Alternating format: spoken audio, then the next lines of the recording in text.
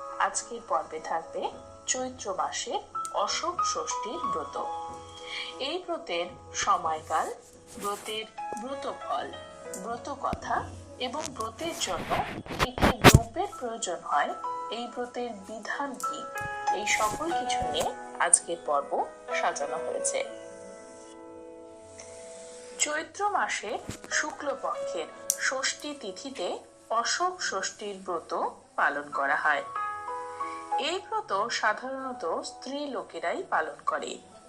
এই ব্রতের জন্য কি কি দ্রব্যের প্রয়োজন হয় এবং এই ব্রতের বিধান।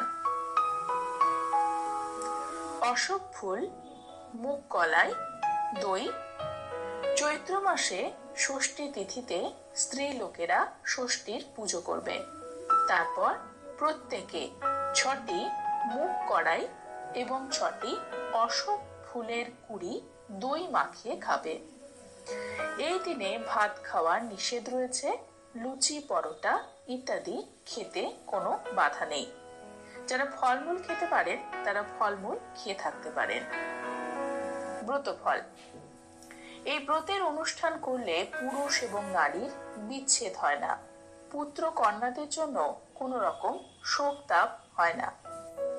ব্রত কথা। এক রাজা ছিলেন। তিনি মৃগয়া করতে গিয়ে দুপুর বেলা খুব তৃষ্ণার্ত হয়ে পড়েছিলেন। চারিদিকে জল খুঁজতে খুঁজতে দেখলেন যে কিছু দূরে এক কুটির রয়েছে। তাই না দেখে রাজা ঘোড়া ছুটিয়ে সেদিকে চললেন। কুটিরে দাঁড়িয়ে এসে দেখলেন যে কোনো এক ঋষির আশ্রম। তিনি ঘোড়া থেকে নেমে দ্বারের নিকট গিয়ে জল চাইলেন। কুটিরের ভেতর থেকে এক অপরূপ রূপ লাবণ্যবতী কন্যা যখন জল নিয়ে এলো, রাজা তখন সেই কন্যার রূপ দেখে পাগল হয়ে উঠলেন। তৃষ্ণার কথা তো ভুলেই গেলেন। একটু পরে রাজা জিজ্ঞাসা করলেন, তুমি কার কন্যা? কন্যাটি বললে, আমি তো ঋষি কন্যা। রাজা তখন বললেন, তিনি কোথায়?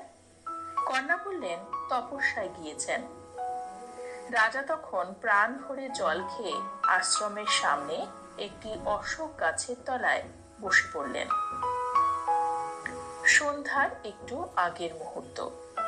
ঋষি বেদ পাঠ করতে করতে আশ্রমে যখন ফিরে এলেন, অমনি রাজা তাকে ভূমিষ্ঠ হয়ে প্রণাম করে জোর হাত করে বললেন, প্রভু, আপনার কন্যাকে দেখে আমার বড়ই পছন্দ হয়েছে।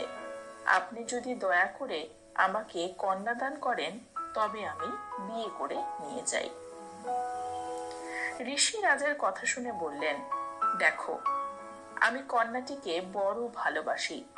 তুমি যদি 3 সত্যি করো যে আমার অশোকার গর্ভে যে পুত্র হবে তাকেই রাজা করবে, তবেই আমি তোমাকে কন্যাদান করব। রাজা তখন তরোয়াল ছুঁয়ে শপথ করলেন, আমি আপনার সামনে সাক্ষাতে 3 সত্যি করে বলছি, আপনার কন্যার পুত্রকেই রাজ সিংহাসন দেব। ঋষি তখন অশোকা অশোকা বলে ডাকলেন। অশোকা তখন এক মুখ হাসি নিয়ে রূপ আলো করে বাপের কাছে এসে দাঁড়ালো। ঋষি অশোকার হাত নিয়ে রাজার হাতে সঁপে দিয়ে বললেন, মা, আজ থেকে তুমি রাজার রানী হলে। কিন্তু রাজা রাজরাদের তো বিশ্বাস নেই। তুমি যাবার সময় অশোকের এই বীজগুলি আঁচলে বেঁধে নিয়ে যাও। যাবার সময় রাজধানী পর্যন্ত পথে দুধারে ছড়াতে ছড়াতে যাবে। যদি কখনো রাজা তোমার অযত্ন করে, কখনো কষ্ট দেয়, তবে এই বীজের যে গাছ হবে তার সার ধরে আশ্রমে ফিরে আসতে পারবে। এই বলে তিনি দুজনকে আশীর্বাদ করলেন। অশোকা আঁচলে সেই বীজগুলি বেঁধে নিয়ে গেল। রাজার সঙ্গে রাজবাড়ি গেল। যাবার সময় দুহাতে সেই বীজ রাস্তার দুধারে ছড়াতে ছড়াতে গেল। রাজপুরীতে খবর গেল, রাজা বিয়ে করে নতুন রানী এনেছেন। শুনেই রাজার 7 রানী রাজার সেই নতুন রানীকে বরণ করে ঘরে তুললেন। রাজা অশোকার জন্য একটি নতুন মহল করে দিলেন। সেদিন থেকে রাজা রাত দিন অশোকার মহলে থাকতে লাগলেন। কিছুদিন পর অশোকা গর্ভবতী হলো। সাতরানী সেই খবর পেল। অমনি সবাই ঘন ঘন অশোকার মহলে যাতায়াত করতে লাগলো, তাকে ভালোবাসতে লাগলো। ক্রমে আদর যত্নে অশোকাকে ভরিয়ে তুলল। 5 মাসে পঞ্চামৃত, 9 মাসে সাধ হলো। 10 মাস 10 দিন পরে ব্যথা উঠল। রাজার কাছে খবর দেওয়া হলো। রাজবাড়িতে ধাইকে খবর দিয়ে আনা হলো। ধাই এলো। তখন সাতরানী তাকে আড়ালে করে অনেক টাকার লোভ দেখিয়ে বলল, দেখো, যদি ছেলে হয় তবে তাকে লুকিয়ে রাখো এবং একটি কাঠের পুতুল রাজাকে দেখাবে। ধাইমা টাকার লোভ সামলাতে পারল না, স্বীকার করে নিল সেই কাজ করবে। এদিকে যখন অশোকার ছেলে হবার মতো খুব জোর ব্যথা উঠেছে, তখন সাতরানীর কাছে গিয়ে বললে, ছেলে কি এমনি হবে? চোখে 7 পুরু কাপড় বাঁধতে হবে। এই বলে অশোকার চোখে 7 পুরু কাপড় জড়িয়ে দিলে। দিতেই অমনি সুতিকা গৃহ আলো করে চন্দ্রদেবের মতো ছেলে জন্মালো। ছেলে হতেই ধাইমা তাড়াতাড়ি একটা রূপোর হাড়িতে ছেলেকে রেখে তার মুখ ঢাকা দিয়ে নদীতে ভাসিয়ে দিল। আর এদিকে একটা কাঠের পুতুলে রক্ত মাখিয়ে রাজাকে ধাই খবর দিল, মহারাজ, ছোট রানীমা একটা কাঠের পুতুল প্রসব করেছেন। শুনেই রাজার মনটা খুব খারাপ হয়ে গেল। কিছুদিন মনের দুঃখে রাজা অশোকার মহলে গেল না। ক্রমে অশোকার মহলে যেতে আবার আরম্ভ করলো। আবার অশোকা গর্ভবতী হলো। রানীরা সব টের পেল এবং আগের মতোই যত্ন করতে লাগলো। প্রসবের সময় ধাইয়ের সঙ্গে আবার পরামর্শ করে সাতরানী টাকা দিয়ে সব ঠিক করে রাখলো। সেবারও অশোকার একটি ছেলে হলো। ধাই সেই রকম করে হাড়ির মুখে পুরে সরা ঢাকা দিয়ে নদীতে ভাসিয়ে দিল। তারপর রাজাকে জানালো, ছোট রানীমা এবার একটি কাঠের ঘোড়া প্রসব করেছে। এইভাবে 6টি ছেলে সব ভাসিয়ে দেওয়া হলো। এদিকে যে একটি করে ছেলে ভাসায়, সেই হাড়ি ভাসতে ভাসতে অশোকার পিতা ঋষি যে খাটে বসে জপ তপ করেন, সেই খাটে গিয়ে তার কুলের কাছে ভাসতে থাকে। তিনি তখন ধ্যানস্থ হয়ে জানতে পারেন যে এটি তো অশোকারই ছেলে। তিনি ঢাকা খুলে ছেলে বের করে অশোকার মতোই মানুষ করতে লাগলেন। এই রকম করে অশোকার 6টি ছেলেকেই তিনি মানুষ করতে লাগলেন। রাজার মন অশোকার উপর বড়ই চটে গেল। অনেকদিন ধরে অশোকার মহলে রাজা গেলেন না। কিছুদিন পরে আবার যেতে লাগলেন। তখন অশোকা আবার গর্ভবতী হলো। সেবারে একটি কন্যা হলো। এটাকে নষ্ট না করে রাজাকে খবর দেওয়া হলো, মহারাজ, ছোট রানীমা এক কন্যা সন্তান প্রসব করেছেন। শুনে রাজার রাগ হলো। তিনি বললেন, কন্যা শুদ্ধ অশোকাকে রাজপুরী থেকে বের করে দাও। হুকুম শুনেই অন্য রানীরা অশোকাকে কন্যা শুদ্ধ বিদায় করে দিল এবং মনের সুখে হাসতে লাগলো। অশোকা কাঁদতে কাঁদতে কন্যা কোলে নিয়ে রাস্তায় এসে ভাবছে। এমন সময় অশোক গাছের শাড়ি দেখে তার পিতার কথা তার মনে পড়ল। তখন সেই গাছের শাড়ি ধরে তিনি আশ্রমে এসে উপস্থিত হলো তার পিতার কাছে। সে দেখলো আশ্রমের চারিপাশে চাঁদের মতো সব ছেলেরা খেলা করছে। অশোকা মেয়ে কোলে করে বাপের পায়ের তলায় পড়ে খুব কাঁদতে লাগলো। ঋষি আদর করে বললেন, আমি সব জানি, সেজন্য তোমাকে আমি অশোকের এই বীজগুলো দিয়েছিলাম। আমি জানতাম তুমি আমার কাছেই আসবে। তোমার কিসের দুঃখ? এই দেখো মা, তোমার চাঁদের হাট করে সব ছেলেরা খেলা করছে। এই ছেলেরা সব তোমার, তা জানতে পেরে আমি আমার জব তব সব ছেড়ে দিয়ে এই ছেলেদেরই মানুষ করছি।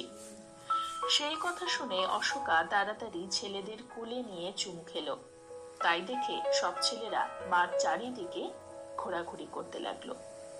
ছেলে মেয়ে নিয়ে অশোকা আশ্রমে মনের সুখেই রইল। কিছুকাল পরে অশোকার ছেলেমেয়েরা বড় হয়ে উঠল। ঋষি তখন 6টা কাঠের ঘোড়া আর একটা কাঠের ঘুড়ি কিনে আনলেন। ছেলে মেয়েদের সঙ্গে নিয়ে রাজা যে ঘাটে রোজ মুখ ধন, সেই ঘাটের অন্যদিকে ছেলে মেয়েদের 6টি ঘোড়া আর মেয়েটিকে ঘুড়ি দিয়ে বললেন, তোমরা এগুলিকে জল খাওয়াও। রাজা যদি তোমাদের জিজ্ঞেস করে তোমরা কি করছো, তখন তোমরা বলবে ঘোড়া আর ঘুড়িকে জল খাওয়াচ্ছি। রাজা যদি বলেন কাঠের ঘোড়া কি কখনো জল খায়, তখন তোমরা বলবে রাজার রানী যদি কাঠের পুতুল প্রসব করতে পারে, তবে কাঠের ঘোড়া কেন জল খাবে না? এইসব কথা শিখিয়ে ঋষি একটু কৌতূহলে আড়ালে দাঁড়িয়ে রইলেন। বড় ভাইরা ছোট বোনটিকে হাত ধরে পুকুর ঘাটে নিয়ে গিয়ে ঘোড়াদের জল খাওয়াতে লাগলো। রাজা আসছেন দেখে ছেলেমেয়েরা বলতে লাগলো, কাঠের ঘোড়া কাঠের ঘুড়ি, জল পি পি পি। রাজা সেই সময় মুখ ধুচ্ছিলেন। চাঁদের মতো অমন সুন্দর ছেলেদের জলের ধারে কি করছে তা জানার জন্য তিনি চাকরকে জিজ্ঞেস করলেন। চাকরেরা এসে বলল, মহারাজ, ওরা সব কাঠের ঘোড়ার ঘুড়িকে জল খাওয়াচ্ছে। সেই কথা শুনে রাজা ছেলেদের ডেকে বললেন, ওরে, কাঠের ঘোড়া কি কখনো জল খায়? তখন ছেলেরা সবাই বললেন, মহারাজ, মহারানী যদি কাঠের পুতুল প্রসব করতে পারেন, তবে আমাদের কাঠের ঘোড়া কেন জল খাবে না? কথাটা শুনে রাজার অশোকার কথা মনে পড়ে গেল। তখন চাকরদের বললেন, তোরা দেখ ছেলেগুলো কোথায় যায়, আমি ওদের সঙ্গে যাব। ছেলেরা ঘোড়াঘুড়িকে জল খাইয়ে যে যার ঘোড়া কোলে নিয়ে আশ্রম বরাবর এসে হাজির হলো। রাজাও পেছন পেছন চলে গেলেন। ছেলেরা আসতেই অশোকা ছুটে গিয়ে ছেলেদের আদর করে চুমু খেলো এবং একে একে কোলে নিল। রাজা তাই দেখে আশ্চর্য হলেন। তখন তিনি ছুটে আশ্রমে ঢুকলেন। ঋষি রাজাকে দেখে বললেন, তুমি একজন বিচক্ষণ রাজা হয়ে বুঝতে পারোনি মানুষ কখনো কাঠের পুতুল প্রসব করতে পারে না। তোমার রানীরা ধাত্রীর সঙ্গে পরামর্শ করে অনেক টাকা দিয়ে ছেলেদের জলে ভাসিয়ে দিয়ে তোমার কাছে কাঠের পুতুল দেখিয়েছিল। তখন রাজা কাঁদতে কাঁদতে ঋষির চরণ ধরে বললেন, আমার ঘাট হয়েছে, আমি বুঝতে পারিনি, আমার অপরাধ নেবেন না, আমাকে মাফ করুন। ঋষি বললেন, অশোকার কাছে মাপ চাও, যদি সে সন্তুষ্ট মনে তোমার সঙ্গে যেতে চায় আমার কোনো আপত্তি নেই। রাজা তখন অশোকার নিকট ক্ষমা চাইলেন। ছেলেদের সব একে একে বুকে নিয়ে আদর করলেন, চুমু খেলেন। অশোকা রাজাকে দেখে সব কিছু ভুলেই গেলেন। 7 সতীনের কথা সব মনে পড়ে গেল। রাজা ছেলে মেয়ে নিয়ে এবং রানীকে নিয়ে রাজ্যে যাবার জন্য উদ্যোগ করছেন। তখন ঋষি বললেন, মা অশোকা, তুমি এই ষষ্ঠীতে পুজো দেবে। 6টা অশোক কুড়ি, 6টা মুগ কলাই, দধি একসঙ্গে মুখে ফেলে জল খাবে। এই ব্রত করলে কখনো দুঃখ কষ্ট পাবে না। এই ষষ্ঠীতে অশোক ষষ্ঠীর পুজো করবে, সকলকে পুজো করতে বলবে এবং এই পুজোর প্রচার করবে। তোমাদের চোখের জল কখনো মাটিতে পড়বে না। অশোকা তখন রাজাকে প্রণাম করলো এবং ছেলে মেয়েদের হাত ধরে রাজার সঙ্গে রাজ্যে ফিরে গেল। রাজ্যে এসেই রাজা সভায় বসলেন। রাজ্যে সব লোক এসে হাজির হলো। বড় 7 রানীকে ডাকা হলো, রানীরাও এলেন। ধাত্রীকে বেঁধে আনা হলো, সকলের বিচার হলো।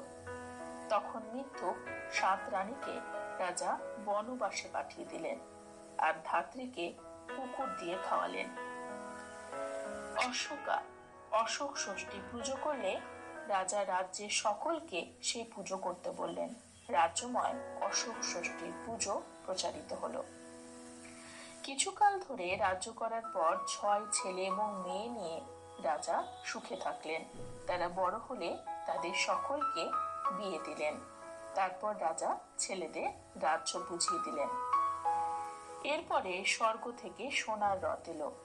সবাইকে বছর বছর অশোক ষষ্ঠীর পুজো করতে বলে রাজা এবং রানী অশোকা স্বর্গে চলে গেলেন। পুজোর বিধি। বাসন্তী পুজো শুক্লপক্ষে যে ষষ্ঠী তাহাতে এই পুজো করতে হয়। তিথি নক্ষত্র অনুযায়ী এটি চৈত্র মাসেও পড়ে, আবার বৈশাখ মাসেও হয়ে থাকে। পুজোর শেষে কথা শুনিয়ে 6টি অশোক কুড়ি মুখ করাই আর দধি একসঙ্গে মুখে নিয়ে গিলে ফেলতে হবে, দাঁতে যেন না থেকে। অর্থ: অশোক ষষ্ঠীর ব্রত সমাপ্ত।